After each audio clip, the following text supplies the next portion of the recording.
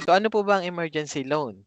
Ito po ay type of short-term member loan program granted to all Philippine residents under the state of national calamity through an approved presidential proclamation or its equivalent. So sabi po dito, ang emergency loan ay binibigay ng SSS sa lahat po na naninirahan sa ating bansa basta ang naipalabas po ang isang state of national calamity mula sa ating presidente o anumang katumbas po nito. So paano ba mag-qualify sa ating emergency loan? So, madali lang pong tandaan dahil halos kaparehas po sila ng qualifying conditions ng salary loan po natin. So, kailangan lamang po meron tayong at least 36 months na naihulog. Anim po sa mga ito ay nakapost sa 12-month period bago po yung buwan ng inyong application ng emergency loan. So, halimbawa, mag-a-apply po kayo ngayong buwan, January 2026. So, bilang po kayo ng 12 months pa atras, dapat meron kayong at least 6 months posted contributions. At yung kabuuang hulog nyo po, mula nang naging miyembro kayo ng SSS, ay dapat meron kayong at least 36 months. Kadagdagan po, in addition, SE members or yung mga self-employed members po natin, voluntary members, kasama naman yung non-working spouse and land-based o FW members, dapat din meron tayong at least 6 months posted contributions sa inyong kasalukuyang coverage type bago po yung month ng ating application. So halimbawa po nito, kung kayo ay mase-separate sa trabaho at kayo ay magiging voluntary o self-employed member, dapat may hulog muna kayo at least 6 months para sa kasalukuyan yung membership para makapag-renew para makapag-apply nitong ating emergency loan. Ikalawa po, kung employed, dapat si employer ay updated din sa pagbabayad ng contributions and loan remittances ng inyong mga employee. Pag sinabi po natin updated, ay updated po kayo ng inyong remittances for the last 2 months prior sa month po ng ating application. Ikatlo, ang miyembro po na nag-a-apply ng emergency loan ay dapat residente po sa ating bansa at meron po kayong valid home address sa SSS records. Ang titingnan po ng SSS dyan, kung mapapansin nyo po, meron tayo sa online account natin na home address at mailing address. Ang tinitingnan po dito ay yung ating home address. Kung nais po ninyo magpalit ng inyong home address, kinakailangan po magpasa ng SSS Form E4 sa malapit na SSS office. Ikalawa po, dapat hindi pa granted ang anumang final benefit sa inyong SSS number. Ang mga final benefit po natin sa SSS, yung ating mga total disability, retirement, provided that if a final benefit has been previously granted, the same has already been canceled prior to the loan application due to reemployment, resumption of self-employment, or recovery from total disability. Meron din po tayong age requirement. Sa letter C po sa inyong screen, dapat po nasa legal age. Ibig sabihin, 18 years old and above, and other 65 years of age at the time of application of loan. Okay. Next po, letter D.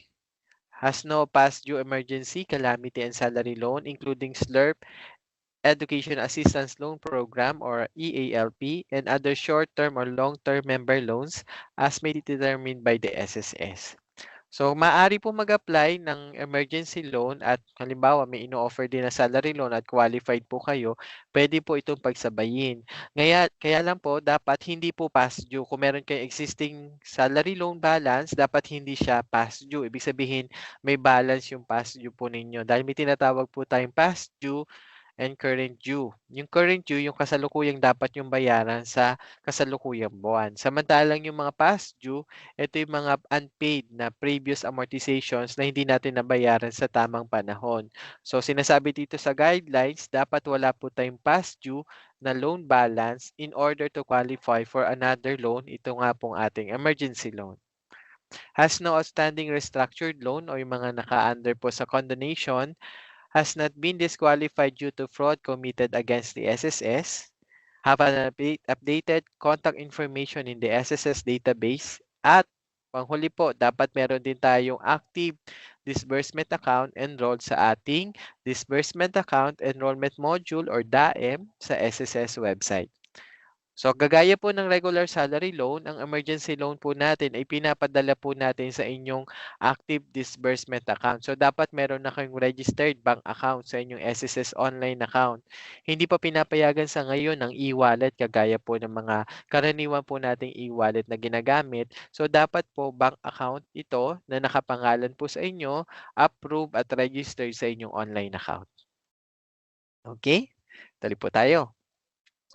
Updating of members' home address during ELP availment period. Members who update their local home address at any SSS branch office or field office shall not be required to obtain a CLRN. Okay, ito pong CLRN ay ginagamit po during the time ng calamity loan.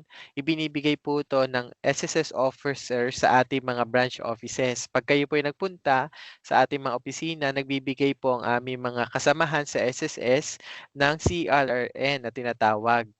Ngayon po, dito po yung mga mag-a-update ngayon ng kanilang home address sa mga branch offices at field offices po natin, hindi na po i-require ito sa inyong application. Okay, paano po mag-update ng address? Kailangan nyo lang po mag-fill out ng ating SSS form E4. Kasama po ang inyong valid IDs at maaring hanapan din po kayo ng inyong proof of address katulad po ng mga billing statement at mga valid IDs po na nakalagay po ang inyong kasalukuyang address. At meron din po ito naka-attach na data privacy form. Okay. Filing of emergency loan application. A member shall file the loan application online through the SSS website by accessing their My SSS account or through the SSS mobile application. Tama po, gaya po ng inyong nakita sa screen at binasa ko, ang application po natin ay through the SSS website or pwede rin naman po sa ating SSS mobile app. Kung ang gagamitin ninyo ay ang ating website, dito po siya makikita under sa loans menu, pipindutin nyo lang po yung calamity/emergency. Ayan. So, pero tandaan nyo po, dapat meron na kayong registered disbursement account para magamit nyo po ito ng maayos. Hanggang kailan po maaari mag-file ng emergency loan? Ang emergency loan po natin ay open for 1 year. Nagsimula po ito noong December 10 last year. At hanggang December 9, 2026 po ang application period natin. Or hanggang ma-lift po yung ating calamity declaration, whichever comes first. Okay. Madalas nakakapag-edit na din ako kahit na meron akong maligalig na newborn. Yes, ang aking newborn ay maligalig po. Pagpatak ng 7 PM, balisa na siya. Gusto niya lagi lang nakahawak, nakabuhat. Gusto niya yung nakatayo ka, hinihele siya. Pero hindi na ngayon. Simula binilhan namin siya nitong electric swing rocker. Gising pa siya dyan pero tahimik lang siya. Kung dati, halos wala na din ako magawa dito sa bahay kasi nga gusto niya lagi siya nakabuhat. Pero ngayon, napakatahimik niya na dito sa rocker niya. Ito yung mga function niya. Meron na siyang music. Pwedeng hinaan at pwede ding lakasan.